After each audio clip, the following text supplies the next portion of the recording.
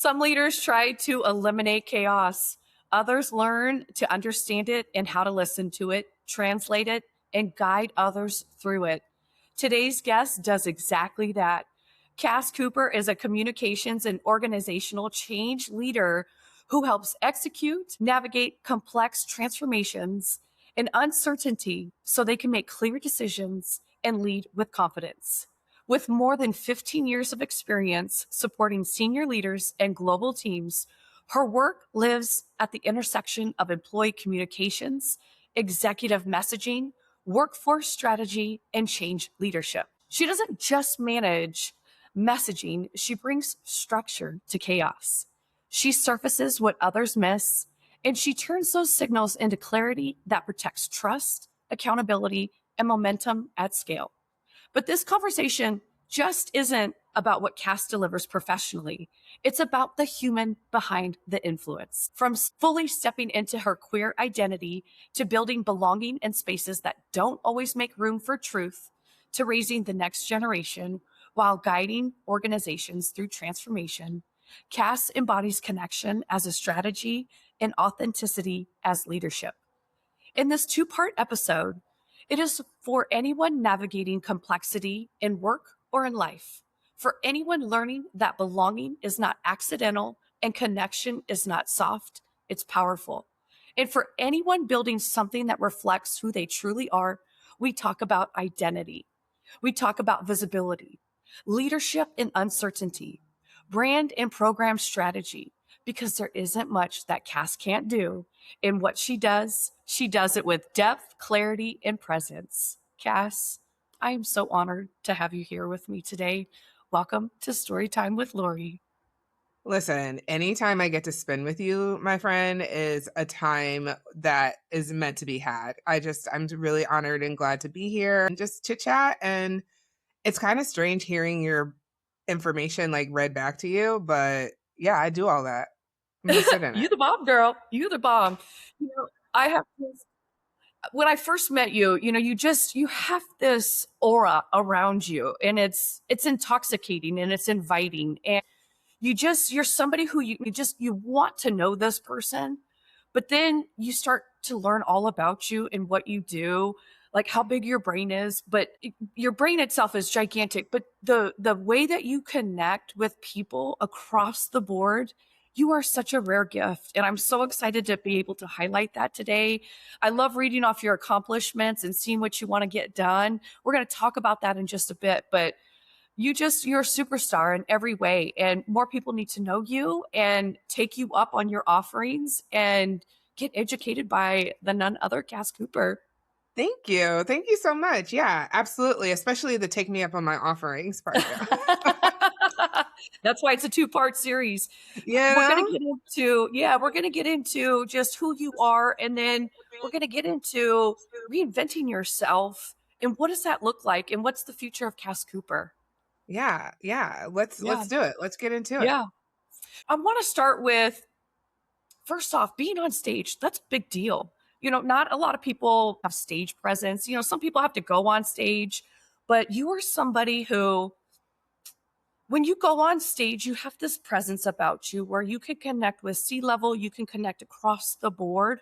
That's a rarity. That's a very rare gift to be able to deeply connect. And you're not talking about a raw stuff. You're talking about raw facts that are ugly sometimes. And they're truthful, hard facts. But yet you've got this gift about putting it all together and making people feel seen, welcome, heard, how to advance. When you take a step back and you look at, like, oh my gosh, like I'm doing all of this, like, how does that feel for you? Honestly, it feels really good. It feels as though this is where I'm meant to be. A lot of people, like you said, don't enjoy public speaking. A lot of folks have a big challenge getting in front of people or even sometimes talking to a group of folks via a meeting or something like that. I love that energy. There's something about being in a room full of people learning and teaching and really calling people to higher awareness of things that they probably have thought about, but not in the way that I'm presenting. I have a background as an actress, actually, which not a lot of people Oh, did know. not know that. I did not know that. Yeah. So you're looking at a theater kid, man. I grew up in the theater. I at one time wanted to be a singer.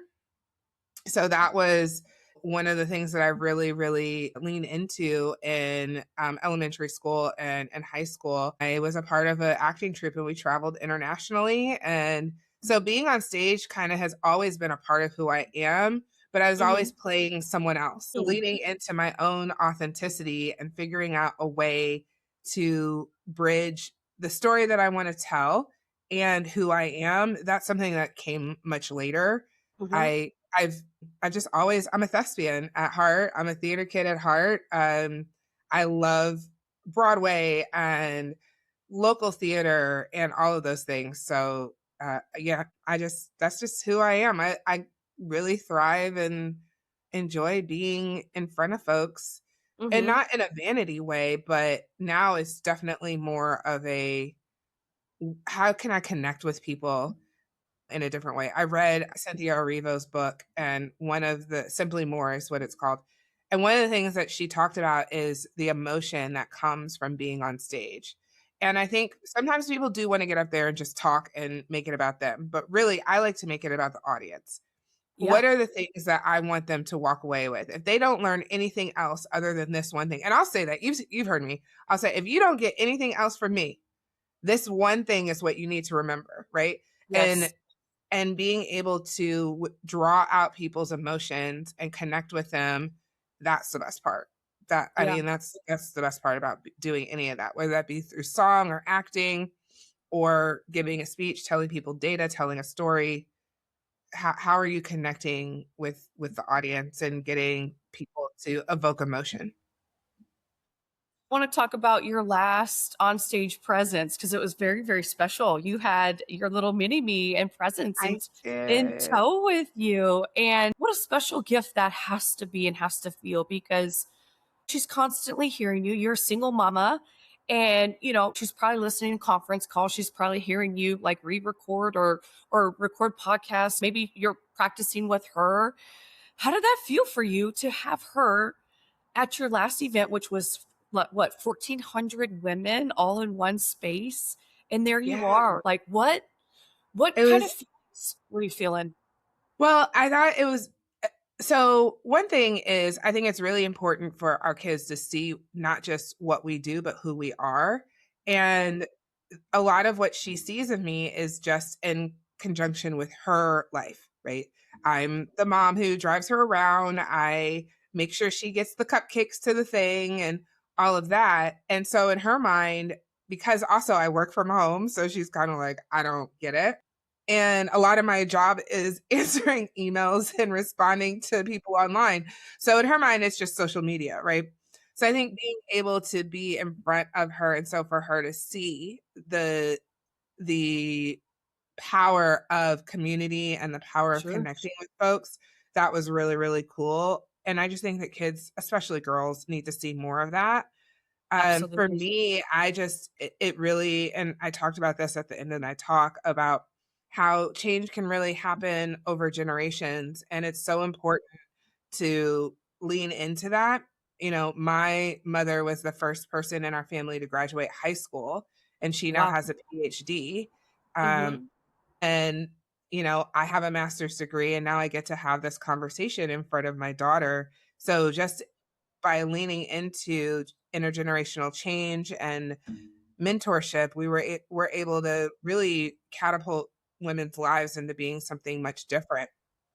I don't think my great grandmother, when she left Tennessee, could ever imagine my daughter sitting in the biggest ballroom in New York listening to her mom on stage giving a keynote, right? So being able to have that was really cool. And plus, listen, it was New York at Christmas time. What Come on now. Yes. There's not a lot that's better. So she got to meet some Rockettes.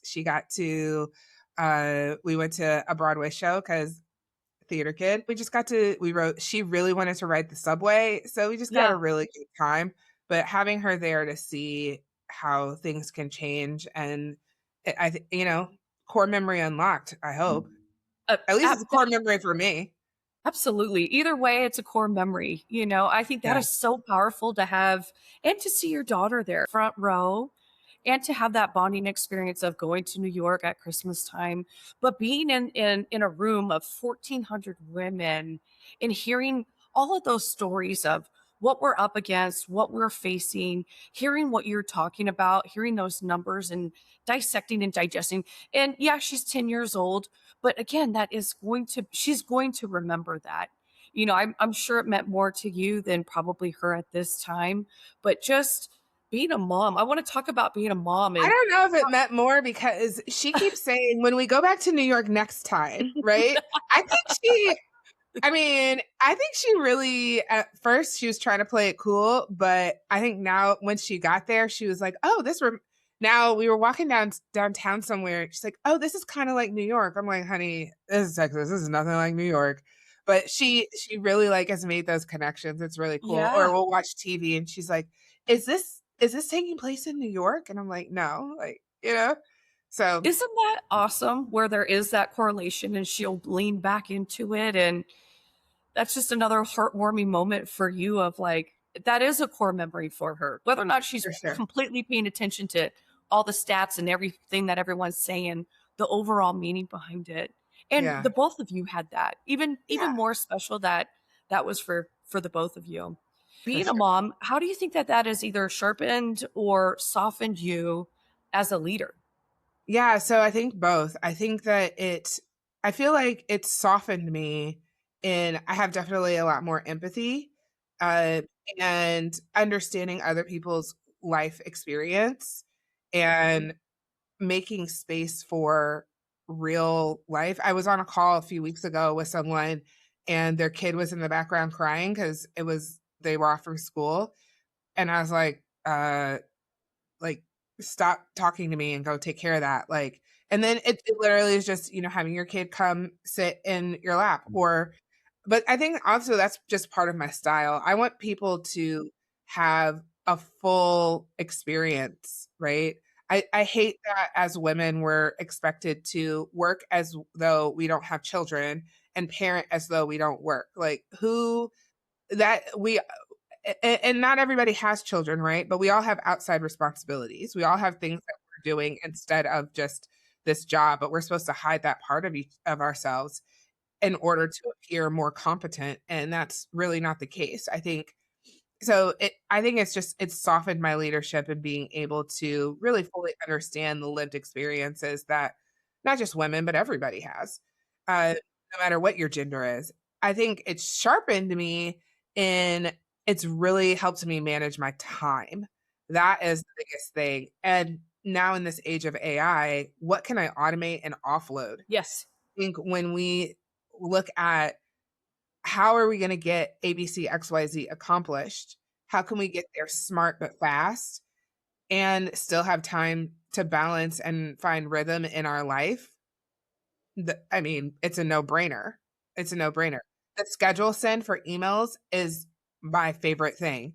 The Having a good social media presence is important to every leader right now, but I don't have to I can carve out 2 or 3 hours, on a Saturday afternoon or a Monday morning and do my content for a minute because I can schedule that out and have it be. But all of that takes strategy and execution and clear understanding of what your desired outcomes are. So I think it definitely has sharpened my ability to create strategy, to be clear about it, because I quite frankly just don't have the time to waste. I would rather be spending time with my kid or even though I don't love it, driving to the gym and taking her to wherever she needs to go. You know what I'm saying? So I would say one, it's softened me because it's given me more empathy, and two, it's sharpened me to be a better manager of my time and more strategic. Yeah.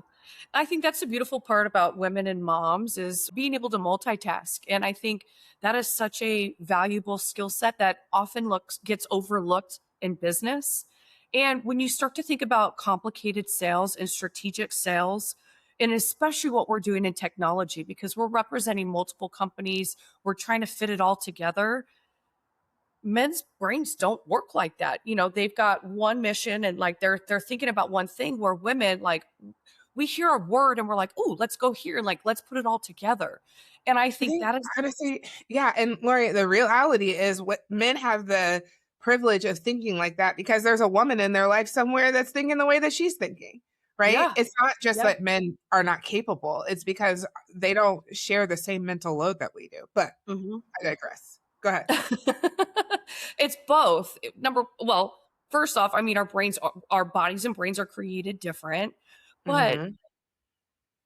women are just so bum. I mean, like, we're able to do so Right? much and execute and feel connected and have that emotional connection, have the empathy, have the compassion. We're like, okay, I have to live and die by my calendar, but let me use all these new tools that are out there. Let me educate myself. Let me continuously balance all of this, because as a mom, you want to leave a legacy. You've got these little eyes looking up at you and hearing that your mom was the first to graduate and get her PhD. You and what you're doing with your career and wanting to leave that legacy. We have to be able to manage it as a single mama. There's a lot writing on that. I think women so often get overlooked for that. And I think that is a critical skill set in business and leadership that we're overlooking. So I'm challenging lots of people to think differently when it comes to women in these roles, because it's such a sweet skill set that will amplify your business. I did a workshop a few years ago about inclusive leadership, and one of the things that we were talking about was how to write inclusive job descriptions and resumes. And one of the participants, and no shade to him, he's asking the question that he is trained to ask. He's like, "Well, if I had a single mom like you in my talent pool, I don't know that I would pick you." And I was like, "Let me tell you all the things that I have done today that you probably have not done." And I listed out up at 5:30. I've already made breakfast, I've made coffee, I've unpacked backpacks, I've organized my day, I've set meetings, I've sent emails, and this is all before my kid got up. My kid gets up, I'm managing getting this, doing that, like all these things. That's all before we have even left the house. You want me as your project manager. Mhm. I'm Absolutely. able I'm able to multitask without even thinking about it. I'm able to strategize 4 and 5 steps ahead without it's something that I just do. And to say that someone who has a gap in their resume because of motherhood is not an asset, you are missing out on some of the best talent that you'll ever find. All because you're looking for consistent, right? Anybody can make up stuff or like wordsmith something on their resume, but having the emotional and psychological and even spiritual awareness to Yes. really dive in and motivate people when they don't want to be motivated and understand them and get results in the long and the short term. Mhm. Listen, there's nobody out there that could do it like that. And to Absolutely. think that they're not capable, you're missing out, right? And by thinking that anybody is supposed to look and behave a certain way, you're missing out on a whole pool of potential Absolutely. work and opportunity for your company. And the other thing is we're gonna be loyal because I need this job. Yes. You know what You're I gonna get mean? a harder worker, you're gonna get a more present, Yep. more secure, more invested worker who runs circles around everybody.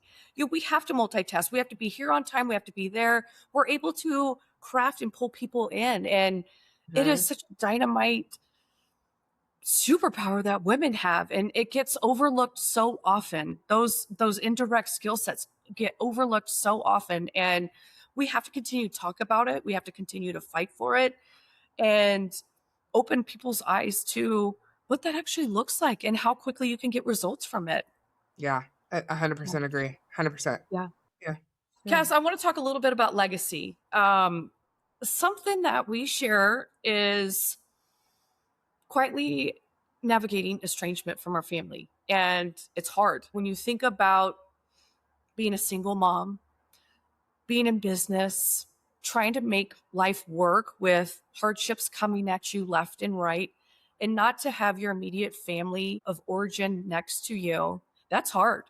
And it's hard to have leadership presence where you're on stage, you're connecting with leaders, you talk about empathy, compassion, but yet at home, we're hurting inside. I Mhm. want to talk a little bit about how you step through some of those feelings and how you use some of that emotional, um I guess, like when you're sitting in it, right? We're Yeah. in it, we're feeling it, like we're Yeah. not every day are we like thinking about it, but we're navigating some really big hardness. Yeah. How do you step through that and still stay fully authentic to yourself? So this isn't something that I'm only talking about it because it's you. I'm gonna be honest. Um, I don't really talk a lot about my family of origin, and the dysfunction there. Mostly because, well, a big reason I never did is because I didn't want any of my story to be about them. I wanted it to be about me.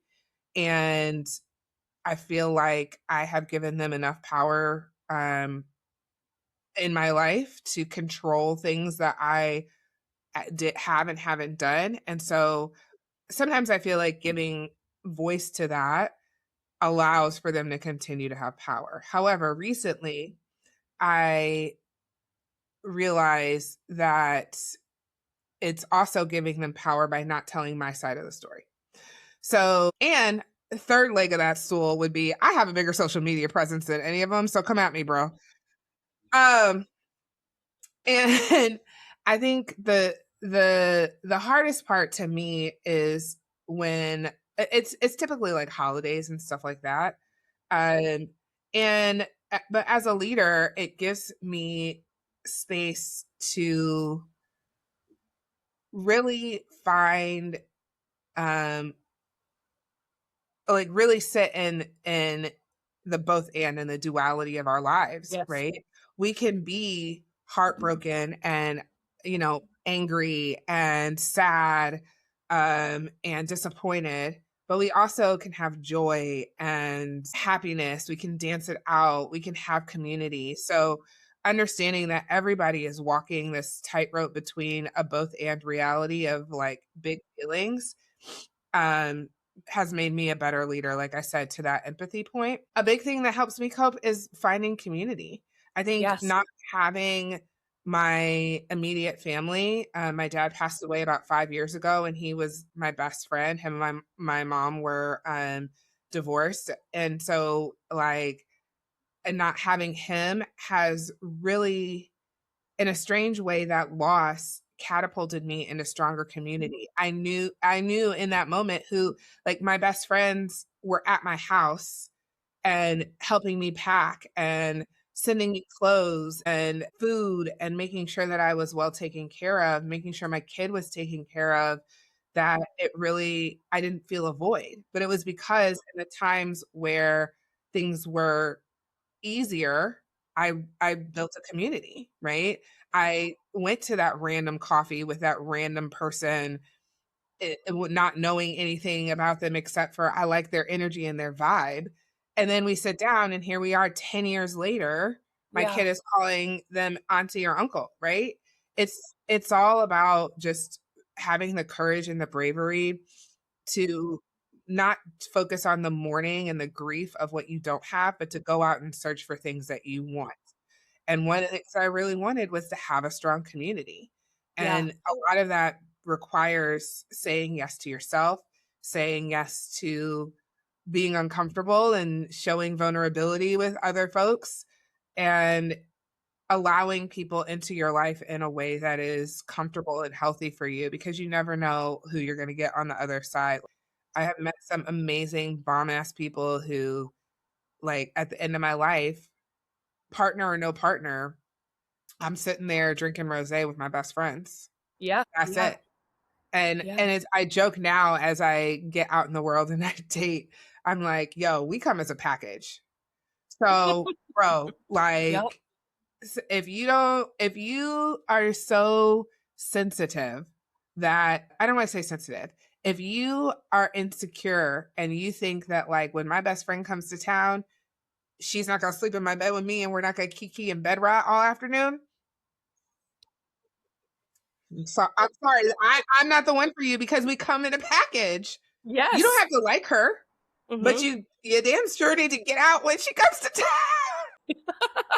You not sleeping in bed tonight. Nope, sorry, sorry, you need Bestie's to. here. Yeah, the bestie's here, and listen, like, she's great, and but no, that's just the reality. But Yeah. I was able to build those community connections because I took the time to really grieve and mourn and sit in acceptance that these folks are Yeah. not going to be my people. And Yeah. what greater gift than to be able to pick your people? Oh, And you're not stuck with the folks that birthed you. Woo, child. Right. I love everything that you shared. Saying yes, saying yes when you're uncomfortable, that always delivers the best gift. I feel like every time I have been uncomfortable and I'm like, okay, I'm going to go. Recently, I'm trying to do more things by myself. I'm a very social person. I'm a empath. I'm a social butterfly, but yet I'm also kind of a recluse and I need my recharge and whatnot. But I'm putting myself in scenarios where I'm uncomfortable. I recently did a first solo trip vacation, spur of the moment, and it Which was was scary. so cool. Our girl went to Hawaii just like, I'm just gonna go. And I'm like, hey, what are you doing? She's like, I'm at the airport going to Hawaii. I'm like, Working my tan. you yeah, know, right? those are some magical healing waters out there. And part of it is for my journey itself, I have had issues with my birth family, my core family for kind of my entirety. It's like we don't align on a lot of different things. There's always that struggle of communication, being seen, being heard, maneuvering through really hard times that came at you. And for me, I put my boundaries up and I had hard boundaries, which were I want to talk about boundaries in just a moment. But for me, those boundaries were like, we're not talking anymore. Like I just not at all. And then I opened myself up for love. And that was scary because you're learning to trust yourself again. And the whole abandonment part, or the whole like, okay, I'm cutting my family off. You know that I'm going through all this hard stuff, but yet you still aren't stepping in. I opened myself up for love. And it was a brutal, I was in love with this person, but she ended up, cheating. And for me, it was a double whammy of it was hard, especially from being a super connector and feeling so much. And then I went through a lot of therapy. I'm still in therapy, but for a good 3 years, 2.5, 3 years of going through my birth family and then being wrecked after a relationship, I would talk to my therapist a lot about how do I trust myself again? How do I say yes and stretch myself? And how do I know that new people are going to come in and I can believe that they're going to stay and I just know. And I think that's the beautiful part is the best moments in our life haven't even happened yet. And some of the best people that we've never met haven't arrived just yet. And it is challenging yourself to be uncomfortable in those moments. It's doing the work. I get to do the work to heal. Now, some people they don't want to. Some people just let it go, but it's stuck in you. It's still there. It's still present. You start to react. You start to be different in your working environment at home. I didn't want to do that. And I wanted to believe in people again. And I think for me having those boundaries of hard boundaries and boundaries where you're like because so many people and I'm sure you hear this cast, "Oh, well it's your mom. It's your family." And you're like, Not my "Yes, it is it's my hard to mom." say Like, that it's like, that is not my mom. That is the person who birthed me, and yes. that is the person who raised me. But the way that they conceptualize their mom and the way that she actually behaves are not. And I think, like, to me, it became more and more clear as my kid has gotten older. I couldn't imagine my kid sitting on a couch at 30 being like, "I don't know how to talk to my mother." Yeah. That's crazy. I could not I never want her to feel that way and feel that pain. But the reality is the same thing that hurt you is the same thing that's going to heal you. And that's Yes. people. Yeah. Hurt people. And I can understand, listen, we can go into her story and where she has her own senses of abandonment and she has her own issues, how my family co-signs and allows for that to continue. Hmm. We can go into all of that. At the end of the day, hurt people. And I, as the odd one out, have become the personification of all of that dysfunction. And that's hard to deal with. I think the healing part comes in realizing that they're doing the best that they can, but their best is not good enough for me, Yeah. and that's okay. That's okay. And but there are people in the world who, like you said, are doing the work, who will show up, who will help you help mend your heart, and that there is an abundance of life to be had, and it doesn't have to be limited by the people who raised you. That's it. Absolutely.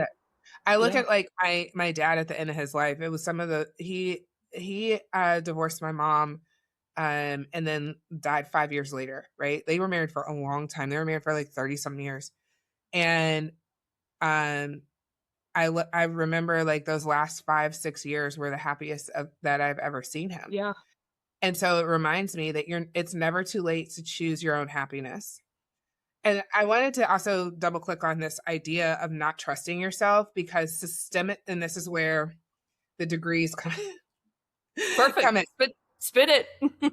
Listen, this is where systemically women are taught not to trust ourselves. We are taught to outsource every single sense of our knowing and being and feeling.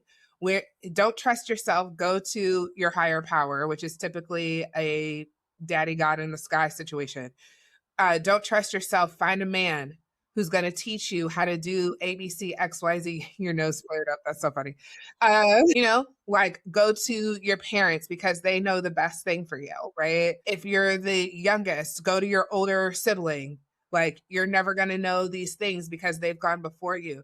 We make it so difficult and by design patriarchy and sexism and misogyny, misogynoir, however you want to define it, and like wherever you want to go with that, makes it so that women are taught not to trust ourselves. And the most revolutionary thing that we can do as women is understand and trust our knowing and lean into that and make decisions that are best for us based off of Yes. that knowing. Stop going Hmm. to Google and asking what you should do. Google doesn't know. They don't fucking know you, right? Now, we need to crowdsource information. Like, am I losing my mind? Like, get like triangulation, all that stuff, right? But at the end of the day, if you learn to sit in your body long enough, you will know this doesn't feel right. I don't know why. I can't Yes. explain it. I don't have the language to describe it, but this does not feel right. And I'm going to stop being a good daughter so that I can be a good version of myself. Yes. So often people don't want to sit in it. It's Oh, uncomfortable to be it silent. sucks. Oh my God. It's terrible. It's not Nobody fun. wants to sit and like, let's see. Yeah, I woke up today and decided I However, wanted to be wildly uncomfortable. That is not how that works. That is not how that works. no, but when you actually do it, you get closer to trusting yourself in your belly. And I think that has been the biggest thing for me is giving myself a little bit of time and just listening to my belly. Because sometimes your head can make up any sort of what do you want to know, and it'll say something against it. It'll come up with any scenario that you want to. Sometimes your heart says something different, but your belly is never wrong. And it's giving yourself the time to either sit in those ugly times and just knowing. Because I think about all the times that I've either been with the wrong person, put myself in either the wrong job, or just made an error. Like I knew, like deep down, I knew. And it's such a learning lesson if we Yeah. just take our time and feel. And I think that's been the blessing through all of it is my chosen family. And I love it. I love that you have that for your daughter as well. My Mhm. son gets that beautiful gift and blessing as well. is, he's got aunties all over the United States, and he's so connected to them. And it's such a valuable gift. And same for myself, the times that, you're on your worst, you're on the ground, they know, they're calling you because they know. And it is so rare to find that. And when you open yourself and you're vulnerable to letting your heart feel Mhm. again and open yourself up to that, beautiful things come about. Yeah, and I think that this is where my work with organizations I'm so passionate about, because so many organizations don't expect people to have Yeah. these complex lives, and we're asking people to do and have skills that they don't Hmm. have in their everyday life, Yeah. right? If you're not able to set healthy boundaries with your immediate family, yeah, you're gonna be a workaholic. Yeah. You're gonna always Absolutely. be on. You're not gonna be able to you're not gonna want to lean into new technologies to automate systems because you don't know how to say no to stuff. So, Exactly. like, we're asking people to build skills that are are void in their outside life. So if we can find ways organizationally to help with both, then our organizations will thrive, our customers will have better access, our people will be more loyal. Like, it all goes together. And to think that they're separate and siloed is a misnomer, because nobody lives at work and nobody works at where they live. Like, that's just not a reasonable expectation. And I think a lot of times and I think we're going to talk about boundaries maybe a little bit more, but one thing that having this experience with my family has taught me, it really has taught me the power of my no, Hmm. the power of my peace, right? Um, I had a conversation with someone recently, and they were like, "Oh my gosh, like you handled that so well," and blah blah blah. And I'm like, "Girl, it's because I was dying inside, but at the end of the day, I was like, this is not a me problem. This is a them problem." Hmm. And being able to recognize that they're lashing out at me because of something going on with them. It has nothing to do with my work product, it has nothing to do with my personality. It has everything to do with their own personal stuff. And so, but I learned that from dealing with a mother who can never apologize and can't Hmm. take responsibility. Hmm. So, uh, unfortunately, like that's just the way my life has come, but also it's made me better at spotting things that are not. I'm like, "Okay, well, what's really going on there?" Right? Hmm. And it's made me a better Hmm. strategist. Hmm. It gives you confidence. It helps you take a step back and be like, I'm not taking that on. And I think that has been a beautiful blessing going through hard times with it. You're able to spot a fraud quicker. You're able Mhm. to hold your emotions and not react. And I think Yeah. that's a gift in itself of, and not taking on their ugly energy. No No. thanks. No, I thank feel you. like All right. I said one time I was like, I think we need to start over." Like, we were 20 minutes in, and I was like 20 minutes into a 30-minute meeting, like, we just were not. I was like, "Let's start over." I was like, "Let's reschedule this and start completely afresh. Like, do you have time right after this? Sure. Let's take 10 minutes, reset, recalibrate." And then I came in with a completely different energy, because it's like, now I know what I'm dealing with, right? Mm-hmm. Of, hey, at the end of the day, we want the same thing. What's the closest thing that I can do to get to a yes? What is the one thing that you want that I can provide? It's like, okay, let's start there, instead of like, well, you didn't do and da da da da, and this department what do you want? Like, tell me what you want. Like, and come with a little bit of sugar. That's what my mentor says. You got to give them a little sugar. Well, expand on that. I love it. Expand on that for Well, us. so she says, she's like, you can get anybody to do anything if you give them a little bit of what they want. But you got to be able to negotiate and find that out first. Now, whether that's finding them on social media, like what are they, posting about? What do they care about? What are they passionate about?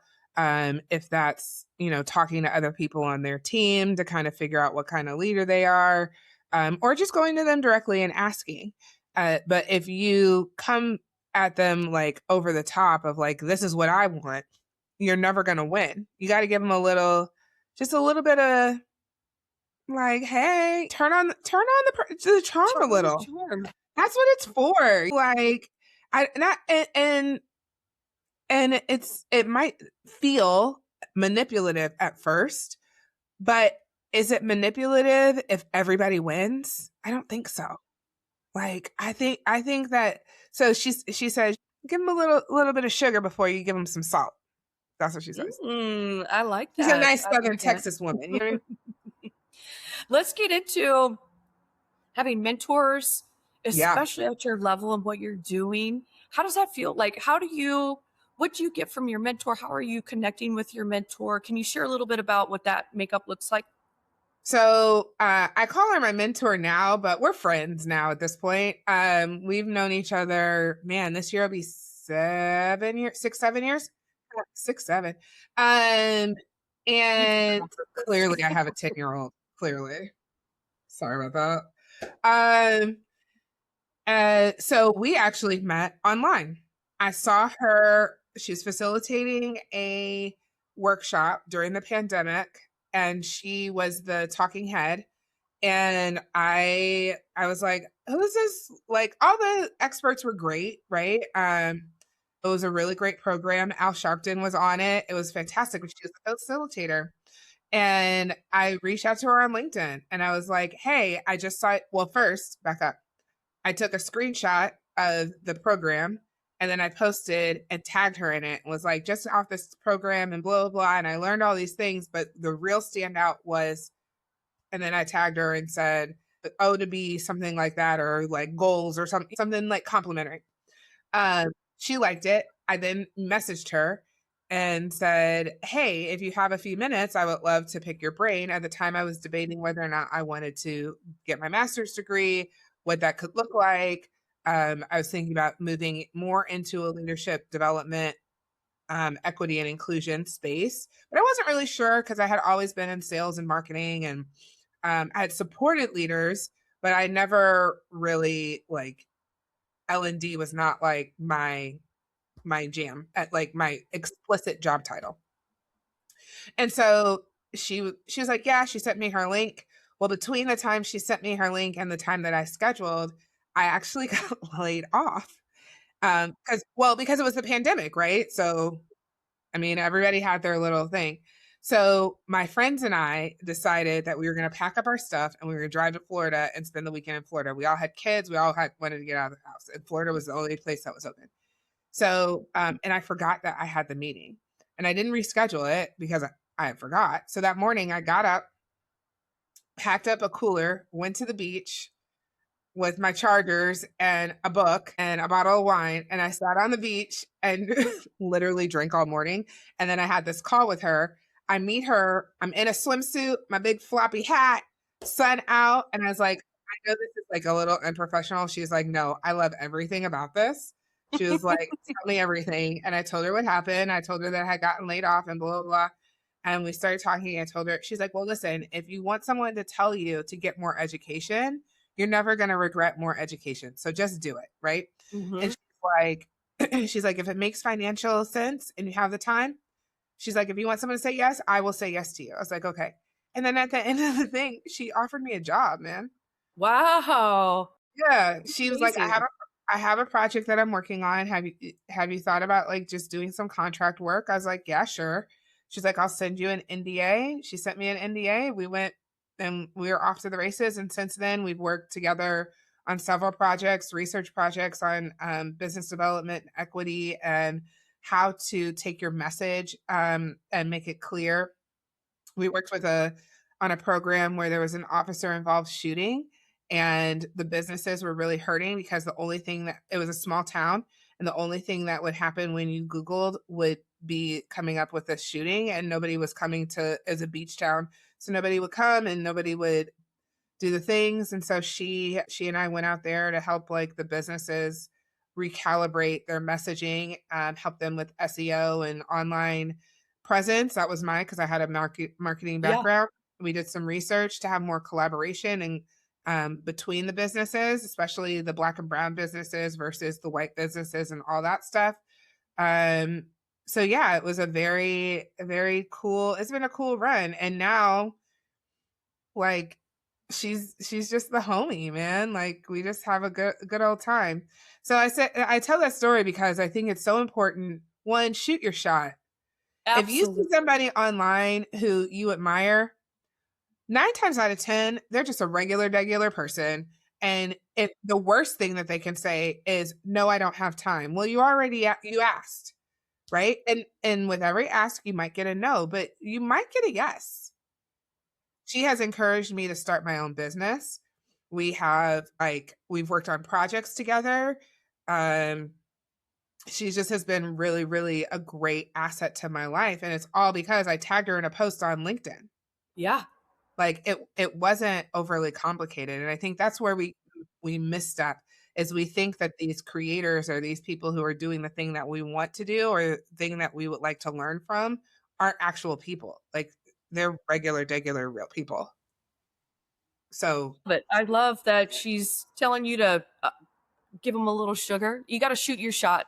You little know, sugar. I think that's the biggest outcome from that too is be bold, be brave. I know when you hosted for Black Alliances for Kamala, that's how I met Dr. Sheila Yeah, Vellante. You know, I had reached out exactly. to her afterwards and we have formed one of the best relationships because of it. And I was like, Yeah. hey, you are amazing. Do I want to be your friend on top of it, but you know, and again, you're shooting your shot. Not everyone reached back out to me of who I connected with, but Sheila did.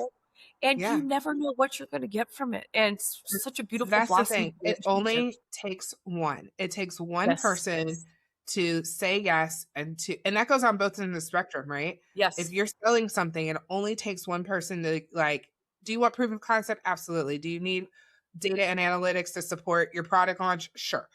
But it only takes one person to say yes, to be like, there's something there. I want to keep Hmm. moving.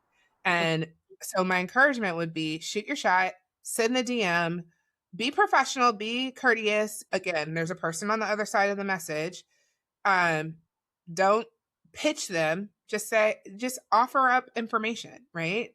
I would love to schedule a call. Do you have 15 minutes? I would love to schedule. In this day and age, most of us have a link that, yeah, absolutely. I'll give you 20 minutes of my time, 15 minutes of my time, and then come to that call with an agenda. I had an agenda. I had specific questions.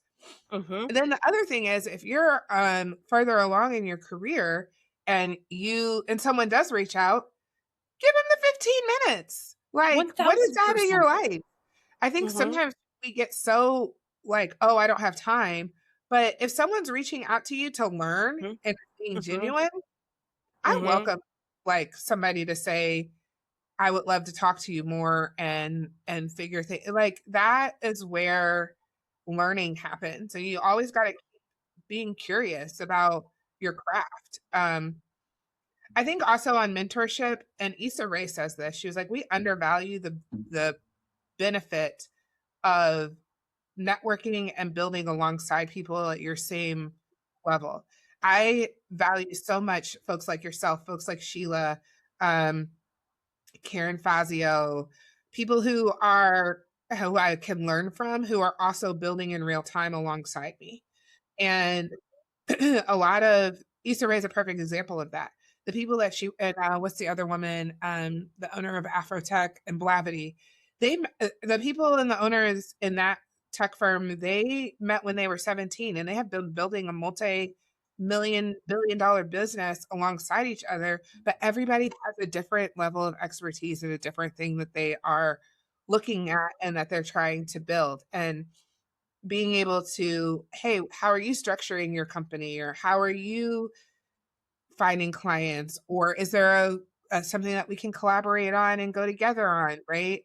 Being able to have people in your same like level of trajectory, that's valuable too. So not everybody has to be your mentor. Sometimes you just need to like, girl, how are you doing that? Yes.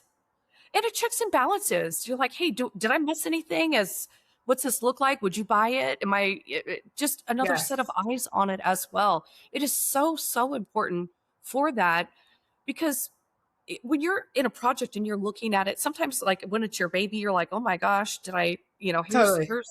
here's what it is. And Yeah. you could be missing the closing part of it. And somebody else can be like, oh, hey, you forgot to ask for the close. And you're like, oh, okay, I got Yeah. it. Thank Or you. like punctuation, or like, or is this clear? Is this spaced correctly? Yes. And one Mm-hmm. of my dear friends, again, Mm-hmm. he's in part of my chosen family. He's a graphic designer. And no, he's not rebuilding my website and doing all that time. I mean, he has before, but literally I'll send it to him and I'll be like, he has access to my website. And I'm like, hey, I put all this stuff up there. Can you just go clean it up so it just looks better? Yeah. Something that would take me hours and I don't have Yes. the like line of sight for, this man can do it in 5 minutes. Mm-hmm. And it's like, he's my friend. So yes, give me 5 minutes, Yeah. please. I Yeah. appreciate it. I'll buy you coffee next time I see you, whatever that looks like. So Yep. that's the power of I'm community, so man. proud of you for using your audience, your connections, your heart, and being vulnerable. I feel that there isn't anything that you don't do, because right now you've got what, 2 podcasts, you're on stage presence, you're doing workshops, you are creating your own company, which we're going to get into that for part 2. But right now, before we close out, I would like to give you a little bit of time just to showcase how you're stepping out and how you're reinventing yourself, because that takes courage to do. Sometimes we're under a company umbrella and you still get to touch and do a lot of the things that you're doing, and you're stretching yourself in passion projects and whatnot. But right now you're in the middle of reinventing yourself. I want you to share a little bit about that. And then our next episode, we're going to get into more of the tactical pieces and showcase that a little bit more. So I want to push back. I don't feel like I'm reinventing myself. I feel like Okay. I have always been evolving into the best version of myself. And right now I'm sitting at the public personification of the version of myself that's kind of been living in my head for a minute. So I've had my company since 2020, Know Better, Do Better Consulting. And I really was using it to build projects and do trainings, do equity and inclusion work. But I realized I had a true passion for the way we communicate, the way that, and by we, I mean either companies or so business to business, or business to consumer, and people to people. So all three Mm-hmm. of those layers. So what I've built is opportunities for all three of those layers. If you're an organization who's having trouble communicating with your employees, I got something for you. If you're a person who's trying to amplify your own voice, whether that be through social media presence or internally inside of an organization, you want to network to get a better role or to be more visible to your leaders or whatever that looks like, I got something for you. If you are enterprise level and you want me to come in and help you really tease out what people think, what, because there's the job that people think that they're supposed to do, and then there's the job that your C-suite actually wants you to do. Yeah. And most times they're not 100% in lock and step. So I have something for that too. I think the biggest thing that and this is why I name my company Know Better, Do Better, because when we don't know what is missing and what the gaps are, we can't do better, or we'll keep throwing tools and process redesign, policy Yes. redesign, but we never ask the true question, what is the problem here? So I come in, I ask, okay, why this, why now? What is the challenge that you think I'm here to solve? And then on the flip side, I'll ask the employee or your client or whoever that is, what problem would you like them to be solving? And then triangulate the information and offer solutions, and then ultimately help execute those solutions. So it's really kind of cool, to be honest. So I'm the chaos whisperer. There's a lot of chaos in organizations, Yes. in the world. How do we make sense of that? How do we function well inside the chaos? Because it's never going to go away. The It's never world is go always away. going to keep turning, but we need Mm-hmm. to find ways to communicate clearly, effectively, and quickly inside of these chaotic moments. And that's what I'm here for. So that's my pitch. I You can cannot find wait me to get. online at knowbetterdobetter.co or iamcasscooper.com. That's it. Girl, I cannot wait to get into part 2 and really get into all 3 buckets of that, because Let's audience, do it. this woman is chef's kiss on stage, and all the knowledge that you know and how you actually put it to work and how you make people better. Thank you, I friend. can't Thank wait you, for friend. episode number 2. Me Thank you too. all for being here and spending time with us. If something from today stayed with you, let it. That's where growth lives. This is Storytime with Lori. Real life, real laughs, real lessons. Until next time, keep becoming.